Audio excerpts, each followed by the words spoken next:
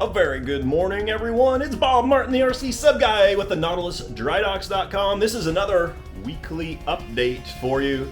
It's Monday, December 3rd, I think. No, the 4th. Monday, December the 4th, and got a busy week planned here. My wife's going to be heading out on a business trip, so it's just Logan and me in the house. Going to be batching it up, but we got a ton of work to do here at work. Let's get things started for the week.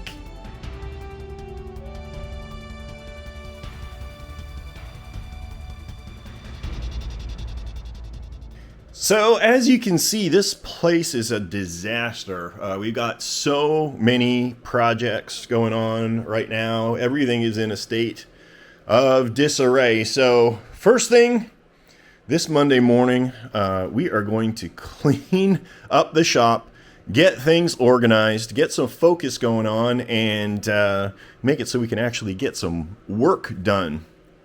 Priority though is going to be these stem boats. These need to get put together, assembled, tested, and shipped out ASAP.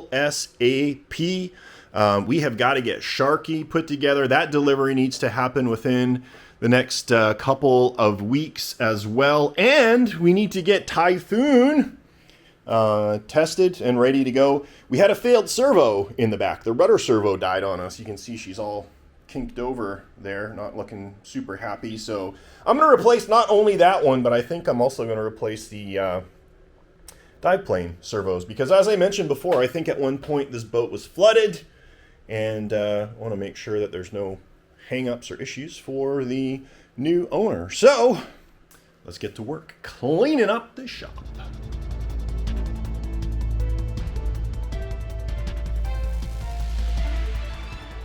We finished the day out by testing the first arena boat, which you can see right here. And how did that go yesterday? Pretty miserably. Yeah, so, well, I don't know about miserably. We learned a lot. Yeah. First off, those motors are like way overpowered for the boat. It'll push it through the water nice and fast, but because they're mounted so low and they've got so much torque, they kick the body over and forward and back, and these are designed to flood, to sink, because the idea is you shoot each other with these little water cannons and you fill up the hull with water and you sink them, and then the pump turns off and you have to come back ashore to reset it, and the other guy wins. But the problem is when you cut hard over with the rudder, it dunks the bow and Floods everything. Floods, yeah. And then the other challenge that we have is that the bridge area was designed to stay dry, but as a result of the 3D printing process, these thin walls are a little wavy and they don't seal properly. So today we're going to try putting a soft foam seal along the bottom as opposed to the rubber gasket. And hopefully that will make it a completely waterproof, not water-resistant compartment for the electronics. And then the other thing I did this morning is I took the throttle back from 100% to 35%. It's still going to be too much. I'm warning. You think so? I think it might be all right. We'll see. We don't want it to go too slow. Yeah, I don't know. We'll see. All we can do is put it in the water and try it. We'll be a little more judicious with our use of throttle this time. So that's going to be happening this morning, but Logan and I have been busy cleaning up room on here to put Typhoon so that we can replace the two servos in the back, the rudder servo and the dive plane servo. And that done, hopefully we'll be able to go out today and throw it in the water, because it's supposed to be beautiful today, like 72 and sunny. So we're going to give that a try. And then I don't think I posted in yesterday, but we got the eyeballs in Sharky. Oh no, Chuckles. They actually look pretty cool. And the thrusters are mounted. Just doing some cable routing right now. And then we're going to be putting the big block of foam for flotation in there, and then mounting the electronics box. And then this will be ready for trimming out as well. So we're like 90% of the way there with a whole bunch of projects, man. I'm dying to clear some of these off the bench, but priority is the arena boats because he's made commitments to his customer, so I got to help with that. And then this needs to get done like within the next week-ish. So that is the plan. So this boat came to us like assembled in non-functional condition. And we've got it functional. But with these boats that other people built, it's always an adventure to figure out what was done and what needs to be done. So point in case, the old hold down for this was a brass standoff, and it was just kind of glued on the top. Now I was drilling this out, and just drilling it just broke this completely free. And you can see the only thing holding this on was 3 little dabs of what looks to be epoxy. And this is a pretty critical part, because if that breaks off, the entire upper hull is going to come off, which is not good. So, now it's a rework. And rework is always twice as hard as doing things properly the first time. So just as something to be aware of when you buy a used boat, there will always be things that you need to watch for, be aware of. That's why I really recommend building your boat. I know it is harder, but then you know exactly what was done, why it was done, how things interrelate together. Especially for a boat like an angle boat that is very, very complicated. You just want to make sure you're completely and intimately familiar with the boat. Let's take a look at another point in case. So, like we said, the rudder servo stopped working. And the reason is because I think this boat flooded at one time, which is why the old T-Max board stopped working. Everything was functional up to a little while ago until we were bench testing and the rudder servo did not work. Now, Logan, what do we got going on in here? Like between a 3 and a 5 centimeter gap in order to get these little bolts out, which is not a lot of fun. So the servo is mounted sideways, right? Because they want linear action. But that means all the bolts are installed from the side, which was done at installation because this whole rack was kind of put in and then this was put on top. This is not backwards compatible for maintenance. Not a super smart way of doing it. This is the diplane servo. So really that's still working. That one way in the back there under this big lip is the one that we need to get out. So that's going to be super fun. If I were to do this, I would have made a bracket that came up and then bolted from the top. And then this whole removal would have been 5 minutes instead of half an hour or whatever this is going to take us to do. But fortunately, Logan's good with his hands and we'll get it done. I have gotten 2.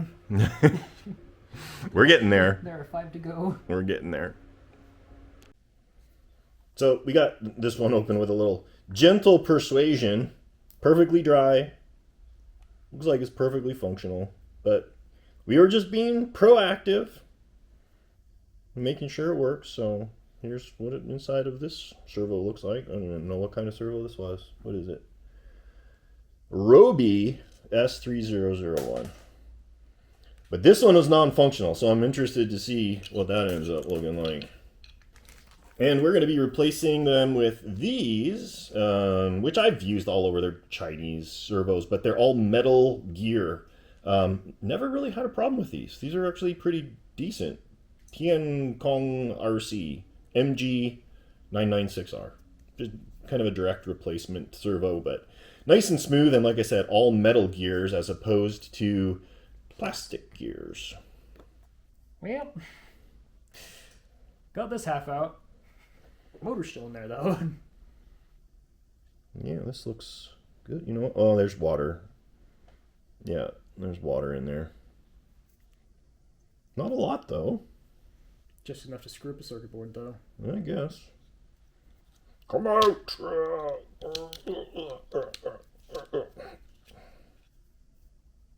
don't know. It didn't look bad compared to that last one I took apart. But, yeah, it's leaving water all over my hands. So they're definitely got water in there. Not a happy camper. All right, well, we'll get on with the servo replacements. And the challenge is, those are the hold down blocks, and it was a bear to get those bolts out. Like, not good at all. So I think we're going to make some clips that we get to from the top, and we'll see what's going on. But I don't know, that one in the back there, holy cow, what a debacle that is. Who came up with this idea? I mean, why wouldn't you mount the servo further forward so you can actually get to it? Lots of room. Like, come on now, people. Okay, so Logan and I have consulted. Now, first off, notice where the natural position of this linkage arm is. It's sitting about 1.5 inches above the bottom and about 1/2 inch away from the servo pocket there. So in its position, when it would have been operational, it would have been down and over. I have to exert a lot of force on that. So that rudder linkage was binding really bad. You know, that I was telling Logan, it might not have actually been the water that killed the servo. It might have been just stress on the motor. So what we're going to do, what we're hoping to do, is mount these two servos kind of together, right in the middle, directly in between both of the linkages, right here where it's super easy to get screws into. All we need to do is extract this linkage and replace it with one a little bit longer so that we can get them out. So that's the plan. We'll see how it works. So we got everything all figured out. We tested the servos. They're all working fine, but we're getting this like weird binding issue. I greased it before for these bow retracts, and we figured out what the problem is that it works perfectly, nice and smooth, unless when it's in this retracted position, it slips forward. There's nothing stopping it. The idea is that these little dog bones would stop it, but it doesn't. Oh man, that looks like that broke loose too. But what it needs to do is this needs to be held out so that it doesn't bind with the inside of that wheel collar there. So what we're gonna do is notch out a wheel collar and see if we can slip it over this outside, because these are glued on permanently, that's soldered on permanently, so we got to make sure that this doesn't come off. So we're going to try a little C-clip and we'll see if it works. We'll cool it down a little bit before we touch it. Aha! Perfect. I think we got it.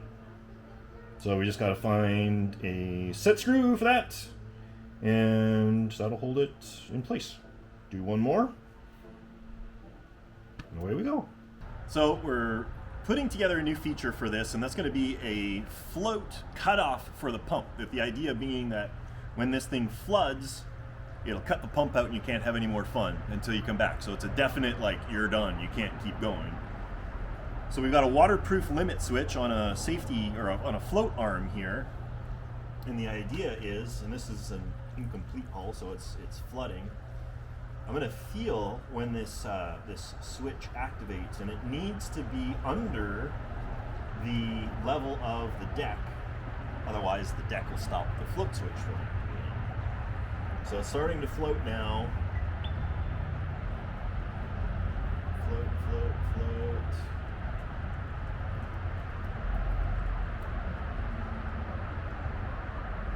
There, right there, which is just under the deck. I think that's absolutely perfect. So, we'll give it a try, see how it works. But in the meantime, we got to test the prototype boat for functionality before we implement the float in it. So let's go ahead and throw that in the pool. So test 2 of the boat. Now you can see the difference. We've got this foam seal around the bottom, and this hasn't been cut to make it look pretty or anything. This is purely a functional test. Whereas before there was a rubber seal, a gasket on the inside, but because this is so thin, you can see right here on this railing, it's kind of ripply. There was not a good seal, and so that's how we ended up flooding yesterday. In theory, with the exception of this hole up on the very, very top, this should be a waterproof compartment up in the top. So we're going to test it with the waterproof box and with the highly reduced throttle and rudder output. So check this out.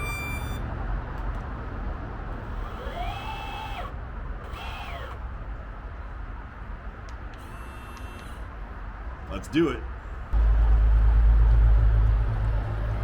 Oh, is that full throttle? Yeah. Oh, that's perfect.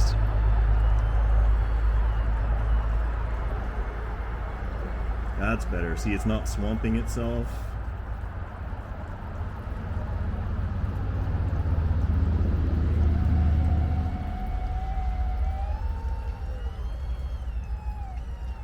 Let's test the pump when it's not facing me.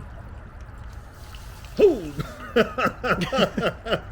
It's like a turbo. A little bit of horsepower in that pump. Holy moly. Holy, it takes all the thrust to stop it from... Wow.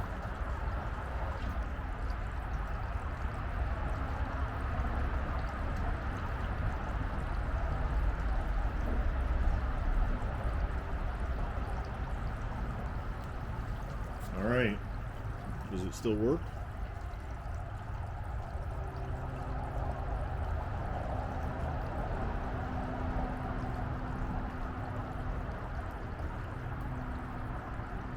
Still works.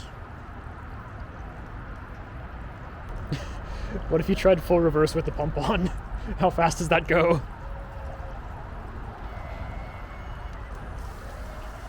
And away! But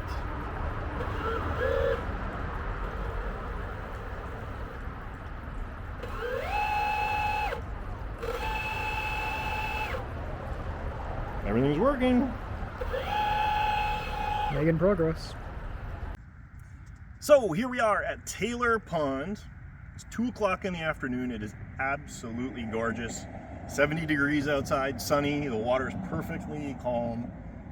No better day for testing. So we're gonna give Typhoon a workout, hopefully.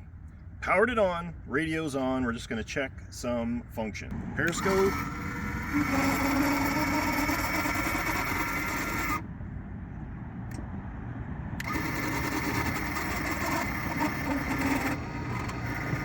And the important stuff. We got, oh, why is the rudder so far? And it stopped working. Other side. Is it, oh, do I not have it centered? I don't have it centered.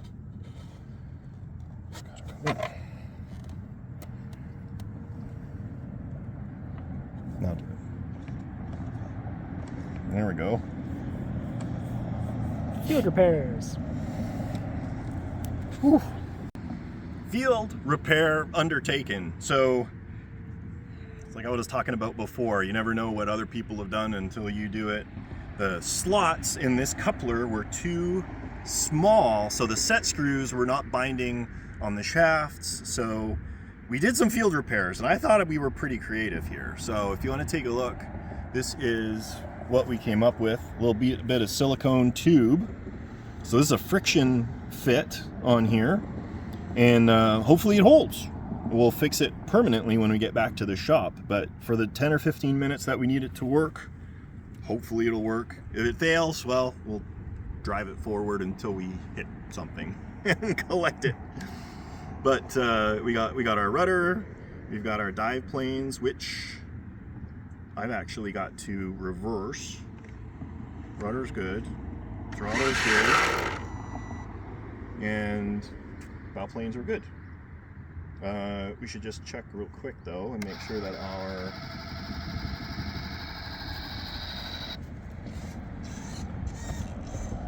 we needed to tighten that. We got so excited about the stern planes, we forgot about the bow planes.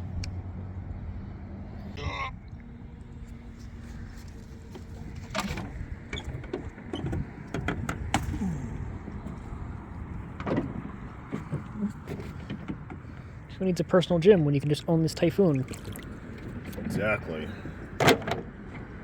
Ready for submerge operations. Okay, here we go. This is 1/4 throttle.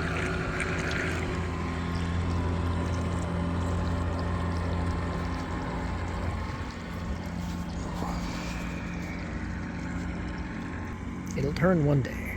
Hard to port. It takes a while to start turning. I think it's just such a tremendous. See, it's turning nice now. It's such a tremendous amount of weight. Boy, that paint job looks good. And then it wants to continue turning. I mean, it's got a ton of inertia.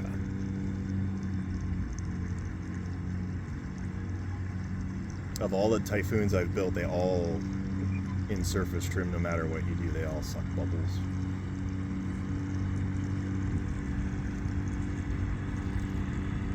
I wonder if the real one did too. Alright, so I'm going to loop around to the right here now.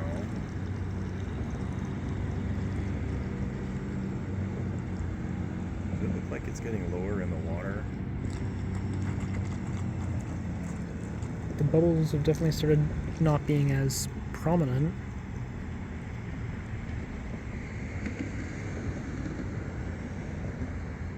Yep.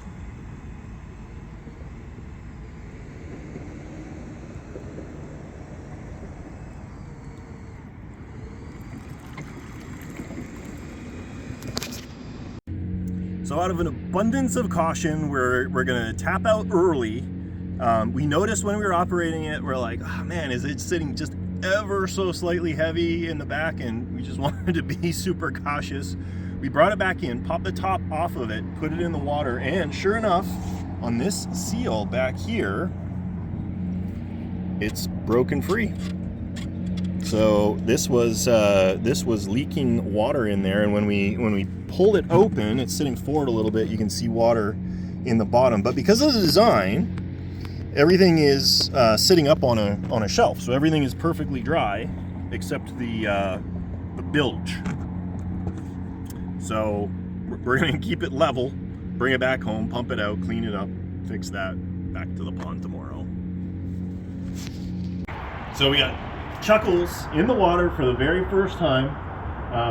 My guess put him way too high in the water, so we have a big strap of metal literally masking taped around his body. You can see him here right now in the water. And this is going to be the very, very first time with us testing how effective his gill thrusters are. He looks like he's pointing down to me. We need to put some weight in his tail. Oh yeah, he's going to go straight down.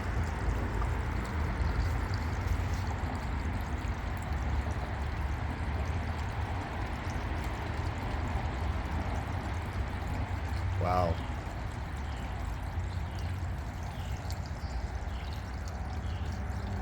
Yeah, we need a little weight in his tail. But I can go full right, and he turns around in his own body length. That is epic.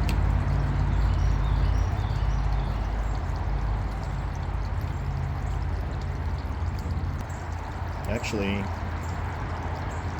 I think what we need to do is move that weight back a little bit. I don't know why I'm saying add more. That's about the right amount of weight. So we'll move that weight back a little bit. dude.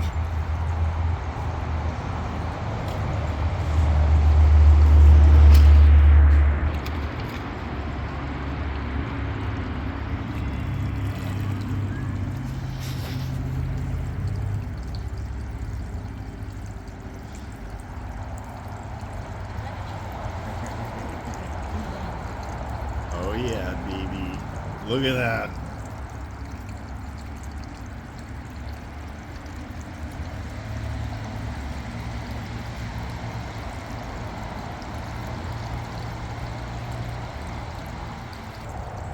We gotta stop his one tail section from jacking over so hard.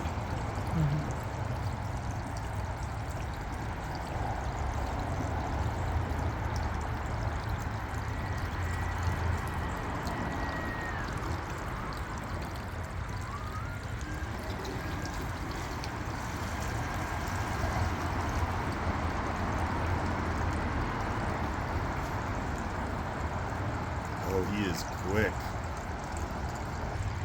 If we put a little bit of foam up in the top of his nose, I think it would keep him Level. I mean, I'd say the foam in the nose then, because if you goose it, his fins will drag him down. But then, you know, the less throttle you add, the more he wants to rise. So your throttle turns into your dive fins. right. Well, we can go either up or down on the fins. All right, so we gave him some up angle on his fins because he does like to dive, and we want to eventually adjust that tail a little bit. Oh, that made a big difference. Now he really wants to stay on the surface.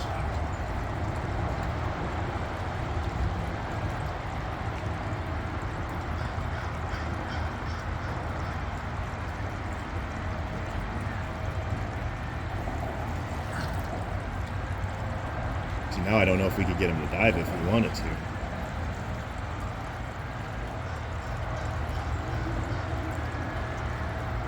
All the diving power he gets comes from water pressing against the top of his body, but if the top of his body never goes down, he can never dive. Oh, the water's squirting up the vent on the top. Like a whale. Oh, he's a pirate shark.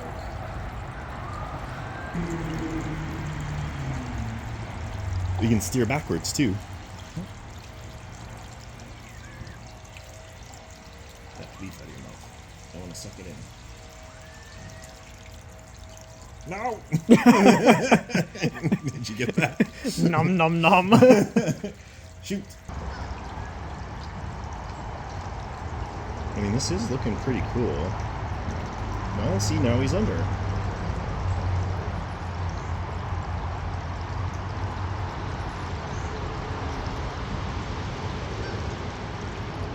Telemetry lost.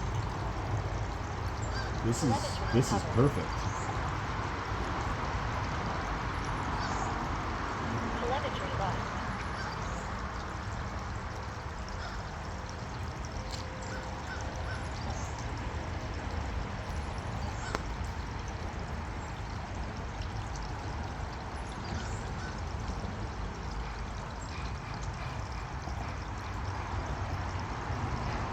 It's almost like he Telemetry lost. he needs to struggle to get under, but once he's under, He likes staying under. Well, it's because the entire top of his frame acts as a downward pushing ramp. Once the top of his body's underwater, he wants to go under. But as long as the top of his body is above water, the only thing pushing is the bottom of his body, which is shaped to push him up.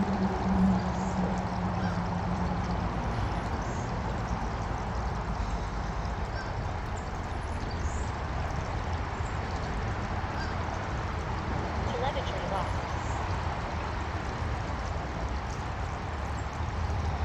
So here we are back at Taylor Pond. Third try is the charm. We were going to take it out yesterday. We found another little pinhole leak. We got that addressed. We just tested it. Everything is working. We did a bench test on here. It's powered up, ready to go. We're going to throw it back in the water. Today seems like a good day. It's a little windy, but it's a nice temperature. Our hope that we get it in there, and she works perfectly. Behold the casual test of strength as just basically push pressed 70 pounds above his head and walked over. Typhoon is a heavy boat. Yeah, I'd say she's a good 50, 60 pounds. Bow thruster, get her pointed away. And away we go. Oh yeah, we got lots of waves to contend with. She's gonna bob around a little bit. Again, well, due to that aforementioned weight, though, it's just going to plow through the waves once it gets up to speed. Oh yeah. And this is about 1/4 throttle.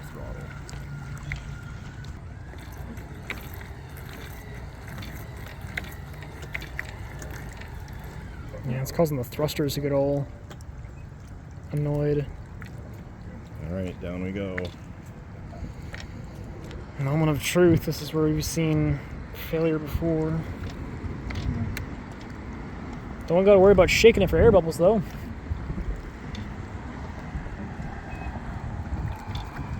Wow, when following the wind, she really follows the wind.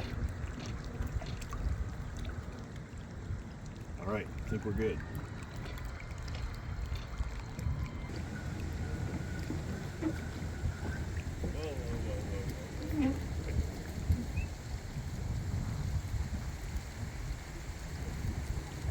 You fear that was just like wind pressing against the front of it, or like? No, I don't know what's going on with it. I mean, for it to take a nosedive like that, the forward dive planes would have to duck down. Gonna call that good and fetch it? I'm just gonna check the pitch control. Typhoon, back in the water, and we discovered, quite by accident, that the pitch controller was installed backwards. So as soon as it gets a little bit of nose down attitude, the boat decides to Exponentially go increase down. it. And the further out of kilter it gets, the worse it gets. So, word of advice, if you're running your boat and you have inexplicable tendencies to nosedive or to tail up, highly likely you got your pitch controller going the wrong direction.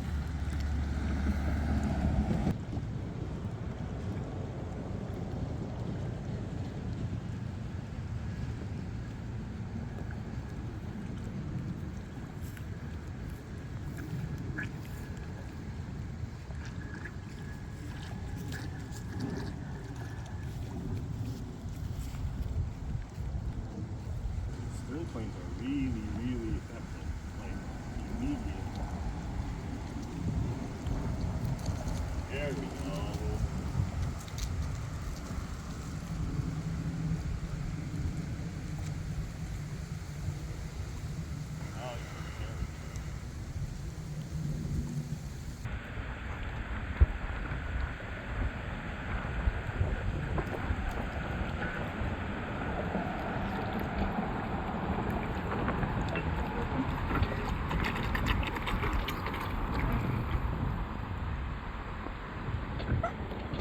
So, it is the end of the day. We just got back from the pond, had a little drama with the car.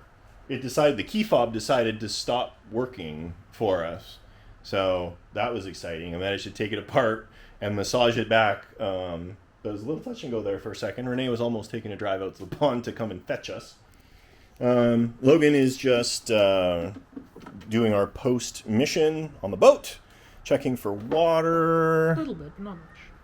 A tiny bit, like a third of a teaspoon maybe. It was in the water for like 20 minutes, so that's pretty good. Some of that might have flowed in from around the edges too when we opened it up. Actually, a good bit of it, because we opened it up several times while we were out there. Yeah.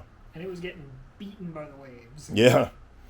But it worked good. Everything functioned, nothing broke, didn't sink, so that's the rule. If you come with a boat and leave with a boat, then it is a successful day at the pond. So we're going to be doing a video overview on this, a dedicated one, and you'll be able to see in depth how everything works. But I guess looking at the other projects we got going on, where we're finishing off, Chuckles got a little bit more paint, got his black tips on here, some highlighting on the gills. It's looking pretty awesome. The weights are in, the foam is in. Just final video, I think. We got to clean out our pool with all the stupid leaves. Super windy as of late, so like every time it gets clean, all of a sudden you turn around, 10 it's minutes full. later, no. Anyhow, all good. I'm really excited about this. And I did actually manage to find a supplier that can build these hulls for us. So rather than having to 3D print them, we're going to get them professionally manufactured in ultra smooth, ultra tough resin. And that's going to make building them out. So keep your fingers crossed. If things go well, you too can own your very own Chuckles, the shark. We're going to see how things go. It's looking promising, though. Look for that final video probably next week. Get that overview all done. Our fleet of arena boats are almost complete. One more to do. I had a messed up electronic speed controller in that one, so swap that one out. Just got to do final assembly, and then we'll be testing. But highly likely that it will not be this weekend because it's supposed to thunderstorm and be all kinds of nasty. Seaview, not much progress from the work that I did last week, but you guys haven't seen it yet because I've already done part of chapter 2. Did get a bunch of work done on it. Logan has the bridge command deck all going. This was all printed in one piece off of my resin printer, so he's going to have a blast painting this up. It's going to go together like that. That's the command module. It's going to look pretty slick. Wow. I don't know how accurate I want to paint it though, because after looking at some reference material from the show, everything is like 3 shades of gray. Well, yeah. We'll take a closer look this weekend. Maybe find some shots and make it look cool. Yeah. It's a big module though. It's got some weight to it. So I don't know. We'll have to see where things end up floating once we get it in there, because obviously it's above the water line. But what am I forgetting? Am I forgetting anything?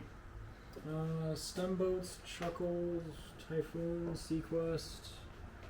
Those are all of our major projects. Yeah. So I think I can take a look at my project list here. Which ones? Seawolf. Oh, yeah. Seawolf's going to get listed this weekend. But we already talked about that. Take a look out there. Probably tomorrow I'll list it. Yeah. Maybe even by the time you've watched this video, it'll be Saturday the 9th, it'll be out. It'll be up there, yeah. Looks like next one up is a 48th scale Baleo. So once we clear up some room on the bench, that's what we'll be tackling. That'll be lots of fun. Oh, my kilo's almost done. I'm hoping next week I'll have it finished, like certified, guaranteed. Yeah, we gotta put some priority on that for sure. Then maybe we can leave it to the comments as to whether we work on the tank next or the Nautilus. Yeah, 48-inch Nautilus kit, and that's a commission build. So we will. That's fine. We leave it up there. I don't want to dump it. I'm looking at getting those parts professionally printed too. I'm working on the files, cleaning them all up and everything. So yeah, that's going to be super cool. And oh, hey, I kind of forgot. These are the last of the 3D printed parts for a Israeli Dolphin. So these are going to get shipped out to the new owner on probably Monday. Lots of stuff going on. Once we get these arena boats out of here, we'll have a lot more real estate, and we'll be hardcore onto Seaview. And we'll be working on that in parallel with the Gato Baleo. You'll be handling that. So you start classes on Monday. Yep. I start my mechanical engineering. Well, I start orientation for my mechanical engineering classes on Monday. So not much is gonna change, but I might be calling it like an hour early for like the next week just to make sure I'm caught up in college. But Yeah, that's priority, obviously. Mhm. Yeah. it's pretty doubtful it'll really impact how long I'm in the shop, though. I think I have 2 assignments due over the next 2 weeks. Well, we'll see. We'll take it, play it by ear. All right. Well, with that, we're gonna wrap up this week. You guys have an awesome weekend, and we'll catch you next time.